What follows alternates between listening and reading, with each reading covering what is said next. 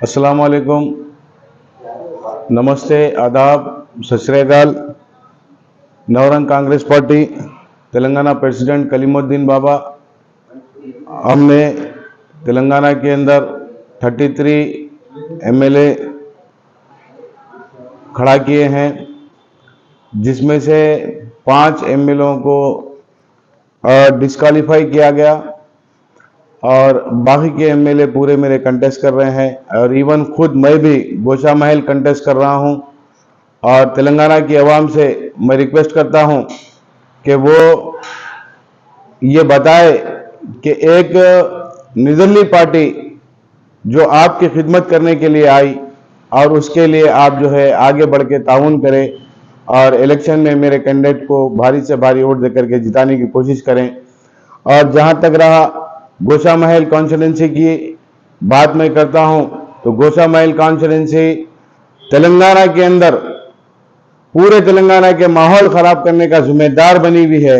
और उस गोशा महल कॉन्स्टिट्यूंसी से इस तरह के आवाजें आते हैं कि तेलंगाना का अमन और सुकून खराब करने की बातें होती है। टी राजा सिंह जो एक कमेटी को टारगेट करते हुए वो बड़े बड़े बयान देते हैं और उसके ऊपर एफआईआर होते हैं 94, फिर भी पुलिस उसके ऊपर जुल्म नहीं करती। क्या बात है, समझ में नहीं आता। और एक आम आदमी को इतना हरेसमेंट करती है कि वो पागल हो जाए, इस तरह से काम करती है। और जो लोग देश के लिए हानिकारक है, और मैं कहता हूं कि राजा सिंह हिंदुस्तान के लिए और तेलंगाना के लिए और गोशा महल की आवाम के लिए हानिकारक है, क्योंकि जो लोग भाईचारा नहीं मानते और जो लोग भाईचारे में रहना नहीं जानते, तो उनको कहीं काला पानी भेजने की जरूरत है। और गोशा महल की आवाम इस बार राजा सिंह को बाहर का रास्ता बताएगी और हमारी पार्टी को जितवा कर बताएगी। ये इसलिए मैं कह रहा हूं क्योंकि हम लोग प्रेम की बात करते हैं, मोहब्बत की बात करते हैं, और ना कि कोई जो है लड़ने की और आपस में फसाद पैदा करने की बात नहीं करते।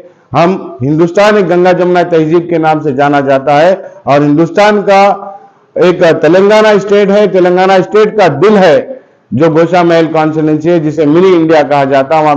वहां पर सभी जात और सभी धर्म के लोग प्यार मोहब्बत से रहते हैं और उस प्यार मोहब्बत को खत्म करने का काम राजा सिंह जैसे लोग करते हैं। और मैं गोशा महल की आवाम से अपील करूंगा कि जो है आप एक मौका देकर देखिए दूसरों को, और आप देखिए कि गोशा महल का डेवलपमेंट कैसा आएगा। मैं गोशा महल की हर एक गली गली फिर रहा हूं कि गोशा महल के अंदर कई ऐसे गलियां हैं जहां पे कोई मर जाए तो उसकी डेड बॉडी ले जाने के लिए रास्ते नहीं है। तो इसी तरीके से गोशा महल को एक कैद खाना बनाकर रखा गया और गोशा महल जाके बिजनेस एम्पायर कहा जाता है तेलंगाना के अंदर।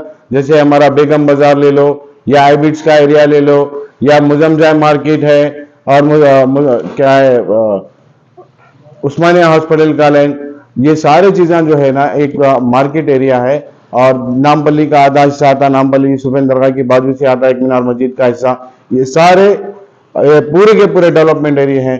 तो ऐसे एरियो के अंदर भी हम एक सलम पैदा करके रखे। और यहाँ पर ज्यादातर व्यापारी लोग हैं और मैं व्यापारी लोग से कहता हूं कि आप अपना बिजनेस बढ़ाना चाहिए, ये विवादों में नहीं रहना। आप किसी एक ऐसे आदमी को सपोर्ट कर रहे हो जो देश के अंदर हानिकारक है और वातावरण को खराब करना चाहता है, तेलंगाना के वातावरण को खराब करना चाहता है। वहीं पर केसीआर गवर्नमेंट उसको साथ देने की बात करती है और बाजू खड़ी दारुसलाम की एमआईएम जो गोशा महल कॉन्स्टिट्यूंसी में, वहां पे कोई मुसलमान को इसके लिए खड़ा नहीं किया जाता ताकि उनका सिगड़ी चालू रहे, उनके कड़े में गुलगुले तलते रहे।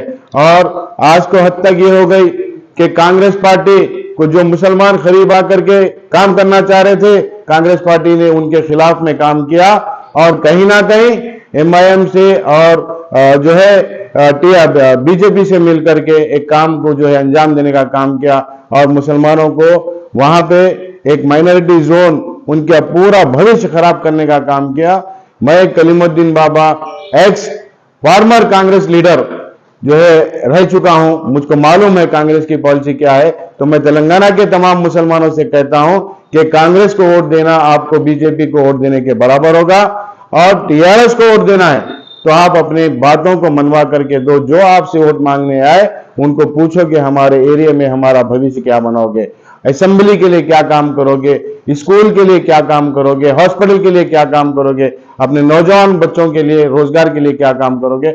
मैं आपसे वादा करता हूं, अगर आप मेरी पार्टी को ताकत देंगे और मजबूती के साथ काम करेंगे तो मेरा हर एक एमएलए आपका खादिम बन के काम करेगा, आपका नौकर बन के काम करेगा, ना कि तानाशाही एमएलए के जैसा काम करेगा।